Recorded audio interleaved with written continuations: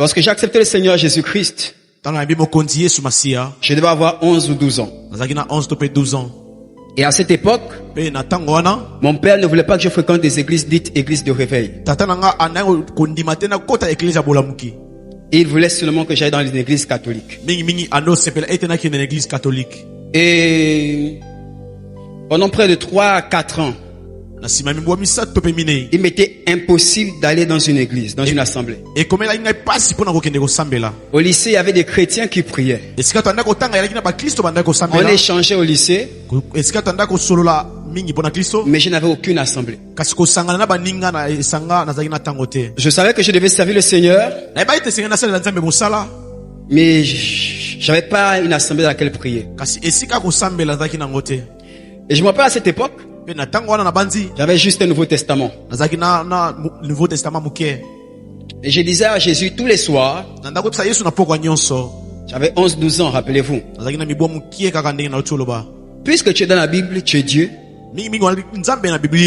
enseigne-moi, parle-moi. Je ne peux pas aller à l'église. Toi, enseigne-moi. Toi, parle-moi. Toutes les nuits, je faisais la même prière. Et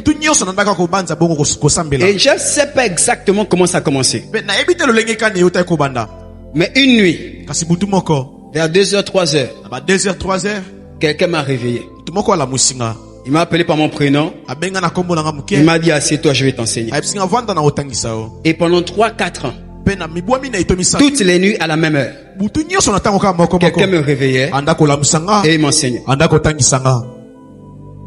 Pendant 3 à 4 ans. Et je vous assure, pour un enfant de 11 ou 12 ans qui n'a pas une culture chrétienne, on n'a pas de culture chrétienne chez nous. J'étais le premier à faire l'expérience de Jésus-Christ. Pour moi, c'était extraordinaire. Et quand je partais au lycée, je me disais que tous les chrétiens qui étaient au lycée, tous vivaient ça. Et quand je parlais avec eux, ils ne comprenaient pas de quoi je parle. Et aussi vrai que je vous le dis, je n'ai jamais fait ce témoignage. En quittant le Gabon il y a 1 mois, je l'ai dit à 2 ou 3 personnes. La même personne qui me réveillait tous les soirs et qui m'enseignait, le Seigneur prenait la forme de la même personne. Le visage, le corps et la voix du prophète Joël Francis. Je ne l'ai pas rencontré sur les réseaux. Pour moi, quand j'avais 12 ans, c'était le visage de l'ange de l'Éternel. Je n'imaginais pas qu'il existait. Si on me disait à cette époque à quoi ressemble l'ange de Dieu, j'allais le décrire. Pour moi, c'était ça l'ange de Dieu. Je pouvais le dessiner, le décrire. C'est seulement très récemment, il y a pratiquement 5-6 ans, 7 ans pratiquement, que je l'ai vu pour la première fois sur les réseaux. Je suis tombé des nues. Je prêchais déjà. J'avais déjà l'église. Mais je ne savais pas qu'il était possible pour Dieu de prendre la voix, la forme, le visage de quelqu'un qui existe. À tel point que quand je l'ai vu, j'ai compris. Pour moi, ce n'est pas qu'un père. Donc même quand j'écris avec lui, je ne le tutoie pas. Pour moi, je ne me mets pas dans la peau de l'enfant qui parle à son père.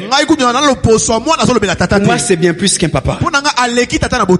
Pour moi, il est comme la face que Dieu a mis devant moi. Ton acclamation me dérange.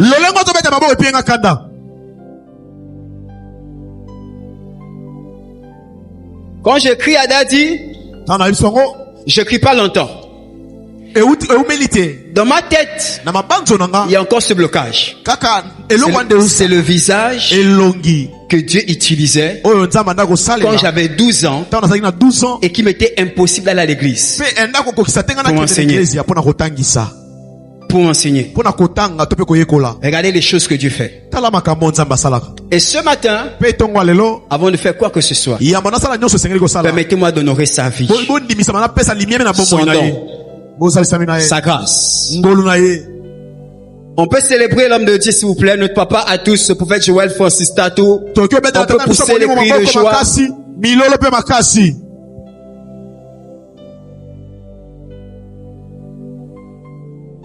Alléluia. Et bien sûr, quand on parle de papa, nous avons aussi le devoir, la responsabilité de parler de maman. Alléluia. Amen. Une femme extraordinaire. C'est notre mère, nous l'aimons. C'est une bénédiction. Elle vient au Gabon. Quand elle vient au Gabon, à chaque fois, je suis là, toujours souriante. Et nous bénissons Dieu pour sa vie. Nous bénissons Dieu pour sa grâce. Là où elle est, aide-moi à célébrer Maman Simiane, s'il vous plaît. Mieux que ça.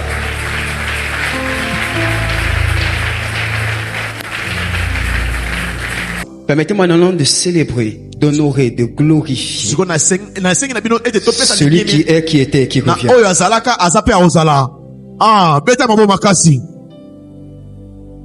Son nom est Jésus-Christ. Mieux que ça, Jésus-Christ. Gloire et louange à Jésus. Gloire et louange à Jésus. Gloire et louange à Jésus. Celui qui sort les hommes de l'anonymat. Mon Seigneur et mon Roi. Là, Christ, non pas Jésus, mais Christ, avant d'entrer dans le monde, donc avant d'être chair, avant d'avoir le corps Jésus, parce que Jésus est le corps physique qui permet à Christ d'opérer légalement sur la terre. Donc Christ, avant d'entrer dans la dimension physique, déclare au Père: tu n'as voulu ni sacrifice ni holocauste. En d'autres termes, tu avais l'embarras du choix. Mais plutôt que de faire n'importe quel choix, tu m'as formé un corps dans le but de faire ta volonté. Donc derrière tout corps, il y a un dessein divin. Derrière tout corps, il y a une impulsion divine. Tout corps est la conséquence d'un programme divin selon lequel Dieu a des volontés. Et pour accomplir ses volontés, il lui faut des corps à la disposition. Ton amen n'est pas venu jusqu'à moi. Donc le corps qui est à ta droite n'est pas un corps qui est là seulement pour porter des vêtements, avoir un bon parfum et des meilleures coiffures. Le corps qui est à ta droite est un corps qui a été formé par le Père dans le but d'accomplir des volontés. Le corps qui est à ta gauche, pareillement, chaque corps dans la salle cache en vérité des volontés divines. Seigneur, tu m'as formé un corps. Maintenant écoutez-moi. Ce même texte cache une autre vérité. On peut avancer? Ça veut dire que tout corps est formé sur la base du dessein que ce corps doit accomplir. Ainsi, chaque corps est unique, tout comme chaque dessein est unique. Pour chaque corps, il y a une volonté de Dieu. Et donc, Dieu forme chaque corps pour accomplir cette volonté-ci. Et donc, nous n'avons pas tous les mêmes corps, car nous n'avons pas pour but d'accomplir tous les mêmes volontés de Dieu. Autant il y a des volontés, autant il y a des corps. Dis avec moi Amen. Amen. Quand tu vois un homme opérer dans un domaine, c'est parce que la volonté de Dieu concernait ce domaine-ci. Et son corps a été formé pour ce domaine-ci. Si toi on te jette dans ce domaine, ton corps ne supportera pas. Parce que pour ton corps, il y a une autre volonté. Dans le livre de Job, il est écrit: connais-tu les lois qui gouvernent le ciel? C'était ce que nous connaissons. Papa a parlé de ça encore et encore et encore. En d'autres termes, le ciel est régi par des lois. Le ciel est gouverné par des lois.